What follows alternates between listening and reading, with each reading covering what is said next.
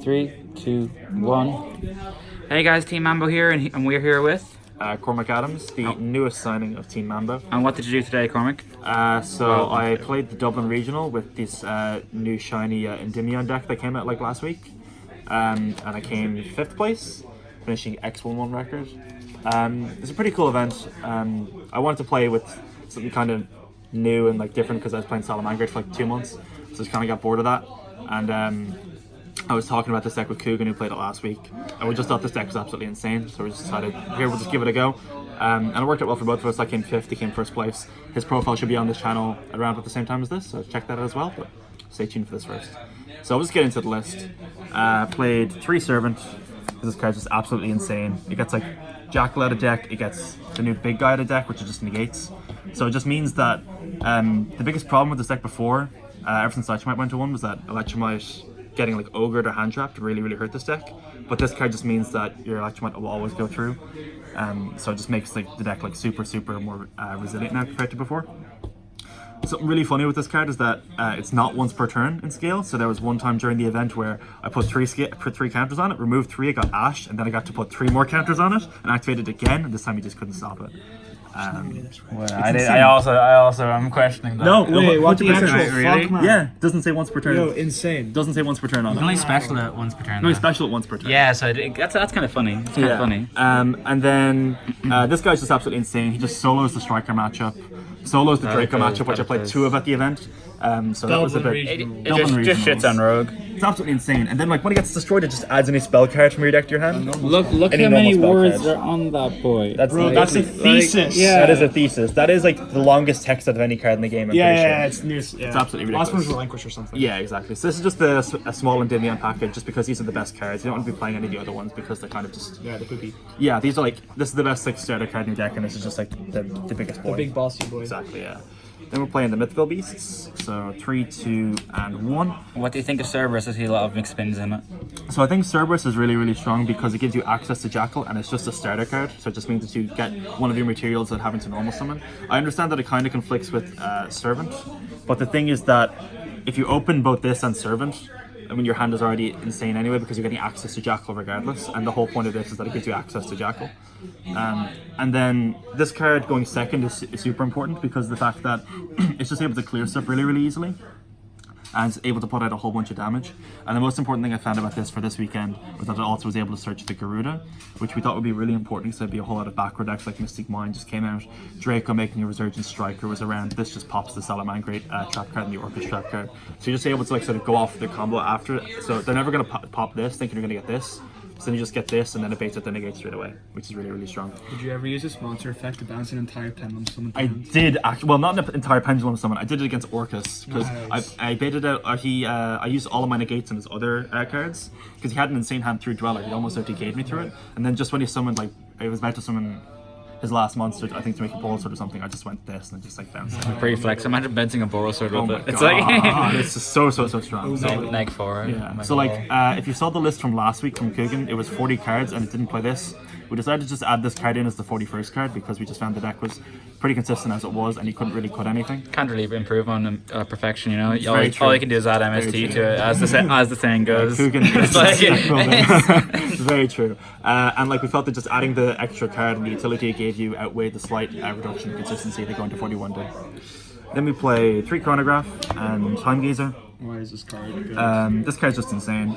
This is just another just starter card, high scale. Important thing about this card is that if you have to Pendulum Summon before you make Electromite, it's a lot of the time you have to send this off of your Electromite to get the extra monster to be able to do your Guard Dragon combo, because you might only be able to like summon 2 or 3 guys. So then you're able to like pop your scale, add this back, and then summon it to give you your last monster to the Guard Dragon combo. Then for the Magician engine we played was 3 Harmonizing, 2 Purple Poison, and 1 Black Fang.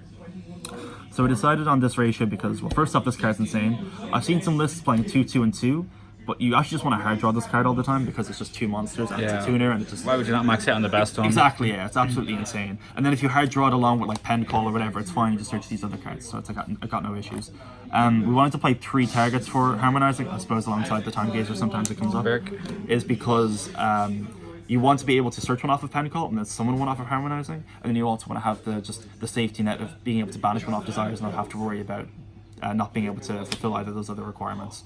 And we figured that playing 2 of this and 1 of this is better because we already have a high skill in harmonizing, so this is just like the extra high skill that you potentially may need if you already draw this.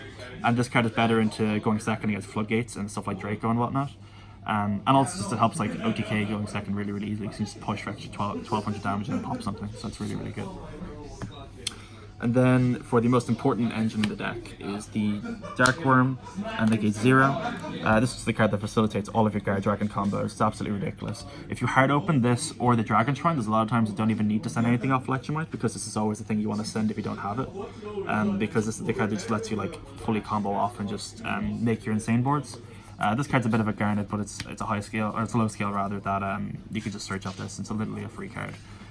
We decided to play Sloth and not play any of the other Amorphages because we figured playing stuff like Lechery and Goliath and Sloth would just be incredibly bricky. And we figured this one is better than Goliath because we're not summoning these off of LP, so the attack doesn't matter for us. The important thing about this is that we're summoning off the Heretic Links to the both 0 attack, but you can pendulum summon this if you hard draw it, and also if you get stunted in the midway through your combo, like if your Electromite gets ogred and you've no way to negate it against something like Salamangreat, for example, you can just send this to your extra deck and then just pend it out, and they have no way to win the game. The last monster we played is Destrudo. You just summon this as off of LP almost every single time. It helps you just make even more insane boards because you can just summon this off LP, turn it into Aggro Pain, and then just make the Dawn Dragster at the end of the combo. Then that was all the monsters. I think it's like 27. For spell cards, played 3 Mastery. It's Rhoda, insane, puts spell counters on your board. If you open this plus Servant, you've won the game. There's no way you lose. 3 Pot of Desires. This card for some reason is a bit contentious in Pendulum decks at the moment. This card is gives you spell counters. It draws you 2 cards. So many of your cards in your deck you're being playing in multiples. So things like the Big Endymion we're playing 2, Jackal we're playing 2. We're playing a decent number of Magician cards. So you're never going to worry about banishing all of your combo pieces off of this card, most of the time anyway, unless you get extremely unlucky. And the idea that you don't want to play 3 of this because it's a hard once per turn, I think is a little bit trite, because while there's a lot of hard once per turn cards in the deck, this is the most important one because it just gives you 2 free cards that let you extend your combos further, especially going second. This is really strong. So I'd rather play 3 of this and play 2 of all my other hard once per turns, because this one gives you the most value. We play 2 Alliance and 2 Pencall, so like I was saying, you don't want to play too many of the hard ones per turns at 3. And the only target in my deck anyway for Duelist Alliance is Pendulum Call, so you're technically playing 4 copies of it anyway. This card's obviously better to open with Servant, but you have to play 2 and 2 because of Desires. But both these cards is absolutely insane because it just gives you access to Harmonizing, which just gives you like insane ability to just go off. 2 Dragon Shrine, 1 Foolish, just for Destrudo and Dark Worm. Sometimes you send Destrudo, most of the time you're sending Dark Worm just to combo, and then 1 Upstart. So we're playing Upstart in 41 because we wanted to have the extra spell counter off of Servant, and that's pretty much just it, to be honest, because it's just literally a free card that lets you just facilitate your combos easier. It's also nice with Desires Mats. Yeah, also very nice with Desires Mats. That's very, very true. Although you do have to side it out every time you get close to time, so just keep that in mind. But that's the thing, is this deck has actually got quite a difficulty in siding a lot of the time, so it's just a free side out card, especially close to It's quite valuable as well. People overlook stuff like that a lot. Yeah, exactly, which is really good. So that was the main deck, 41 cards. I don't think I'd change anything out of it. It's honestly literally perfect. Field Center, very true. And then the tokens. If you know anybody who has more Yu-Gi-Oh! Day tokens, please let me know. I want to get all the protagonists. PM him on grinder.com. Yeah, please, thank you very much. And then for the extra deck, play 1 Electromite, best card in the game. in the Bible. Yeah, it's literally in the Bible, right? Next to Beatcop. Yeah. She's literally in the Bible. Literally in the Bible, but she's Satan, so that's She's the difference. So this card is better than Land Frankers because it's an effect monster, so you can use it to make Boral Sword and Boral Load. And it's just basically just the second Electromite, just that's worse because it's got the 2 arrows. Its effect sometimes comes up randomly to help you protect your Sloth if you manage to summon this before you make your Sloth, which is like kind of cool. Then we play Heretic Link, coupled with the Guard Dragon package. So these cards is absolutely insane. You just summon this using the Dark Worm and then just access all of these straight away. This is how you're always going to be accessing your Sloth almost every single time. And it's just really, really strong. It's just a free bounce. This card's also really, really good randomly into Striker because it's just you negate Ray with it. It's kind of cool. And then if it's 6 on the board and then they don't clear the next turn, you just summon back the Electromite, which is kind of cool. Ray is Bay, to be fair. Played Phoenix. This is like the best card, particularly in the Salamangreat matchup, especially going second, because we were saying earlier, there's a whole lot of hard once per turn spell cards in your deck. But it's cool because if you play against Salamangreat and you just activate the first one of those spell cards, like say Desires for example, if you draw into another, you can just co-link this to Sunlight Wolf and then just discard the Desires as a free pop. And if they have a negate for this, they can't add back off Sunlight Wolf, and if they add back off Sunlight Wolf, the only thing they can negate with is Veiler. So they just pop their back row, whether it be like Roar, Rage, which baits out so you can use your scales, or the field spell, or just strike or whatever that they have, and then you just draw a card, which is just like really, really cool. It just gives you extra cards to work with your combo off. Let's say OTK going second. The last links we played were Borload and Broadsword. These cards are just like, this card's just an OTK machine. You can make it every single game. It just lets you just like kill people really easily. This card, it's kind of a flex spot. I was considering whether to play this or Avermax, but I figured that Thunder Dragon is kind of an awkward matchup because a lot of the spell cards in this deck search, so it means that you can have sometimes kind of bricky hands, so you just want to be able to deal with Colossuses as easily as possible, and it's a little bit sort of difficult sometimes. For Synchros, play Dawn Dragster, Warlord Savage, and Ignister. You make this almost every single time when you're doing your combo because you summon Destrudo off of the LP, which is really, really strong. Warlord Savage is not that necessary, to be perfectly honest. The card is like nice to make going blind into matchups. But it's kind of the only way you really consistently make it is with harmonizing, and a lot of the time you rather just make one of your rank 4s because they're just higher value. But it's a nice thing to have, especially in things like, for example, like the Pure Thunder matchup and other things like that. Ignister is pretty cool. It just lets you like deal with a whole lot of problem cards going second. We don't play things like Luster or Master to be able to search off Duelist Alliance that you could also summon off of this, but this card is so good that a lot of times I consider just playing a Luster. Just because this card is just insane, like it just lets you like both the boards really easily. A really cool interaction with this card is that against Orcus going second, they're always going to end on like double Fogblade, and that means that Bardiche can be quite difficult to out if you're just trying to attack over to OTK them, so you can just use this to blow the Bardiche back to the extra deck and you can just OTK them really easily. For the Xyz, you play Dweller and Tornado Dragon. These are just the two best ones. This is for like backward decks like Mine and like sort of stuff like that, and the Striker. This is for all your combo decks basically. This card, you can honestly just make this blind against a lot of matchups because you have 2 to 3 negates minimum along with the bounce. Best card in the game. Yeah, I mean like it's actually not awful against Striker, just to negate their links and they can't Ray back. It's kind of cool. Multi-roll fusion. Yeah, exactly. And the last monster we're playing the Extras Vortex. This is what you summon off Agripane almost every single game one, or every single time you go first, because this card is absolutely ridiculous. Omni Negate. Pretty broken. And then for the side deck, this is the only thing that was different between mine and Coogan's list. We figured that the main and extra are pretty much solved. And then I was badgering him about playing Cowboy all week, and then I decided not to play it myself because I was just lazy when I was writing my deck list.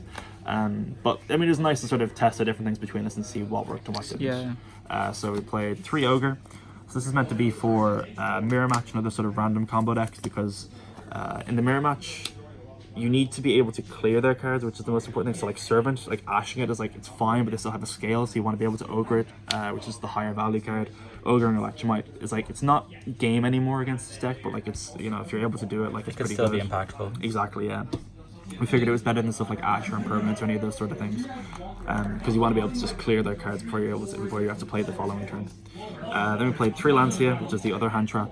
So this is for stuff like Orcus and like Danger Thunder, just the other combo decks in the format, the other prominent ones.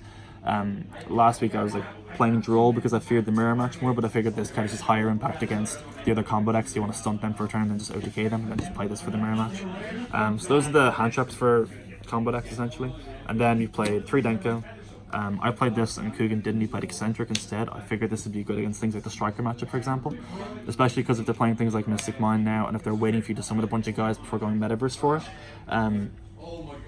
it means that they're probably taking out their floodgates in their main deck to be able to facilitate Mystic Mine instead, and they can flip their floodgates in standby phase, whereas at Mystic Mine they want to wait for you to have monsters. So this card felt like it'd have much higher value. I didn't play against any Striker actually at this event, so I don't know how correct that theory was, but I figured that it was good nonetheless. Then I played the best card in the game, which is Pankratops. This card is absolutely stupid. This card baits out at least 2 negates in the Mirror Match when he goes second, which is really, really important. If you have this with the normal summon, a lot of the time it baits out 3, so it's like arguably better than most of your hand traps you could play, like better than Sphere Mode or anything like that as well. And this card just like bodies a lot of like the rogues that they play like Border or a lot of backward decks. It's really, really strong. And the last side deck card we played was 3 Red Reboot, because this card just kills trap decks. Did you reboot anyone? I rebooted Draco player, I think. and then I think I just killed him. Like, it was just absolutely free. So there's no issues with that. So yeah, that was the list. I think the list is pretty much fine. I don't think I change anything much about it going forward. I think it just depends on format progression right now. As of right now, the list seems like pretty solid. Any final words you want to say, Coogan, about the list? No. It's cool. Can't improve on perfection. Yeah, exactly. That's fair. Other than adding MST, as the saying goes. MST is just the most insane card in the game. So shout out to Team Mambo, of course. Best team in Ireland. Best team in Ireland. We had 3 in Top Cut today. So we had myself topping, we had Coogan winning, and we had Dave, who came third with Salamangreat. Be sure to check out those profiles as well. Like us on Facebook. I don't know if we have any other social media at the moment, but subscribe to us, like this video, comment down below any thoughts you have. Subscribe to the Hero Kids on YouTube as well. That's the nice casual channel that we have going on. Shout out to Coogan for theorying the deck with me.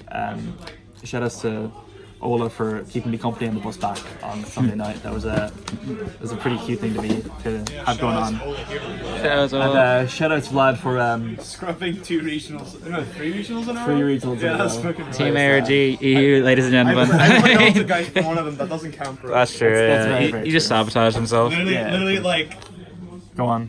activate. Yeah. Very true. But yeah, my last 3 weeks. that's pretty much everything. So yeah, thank you very much. This is Cormac from Team Mambo signing out.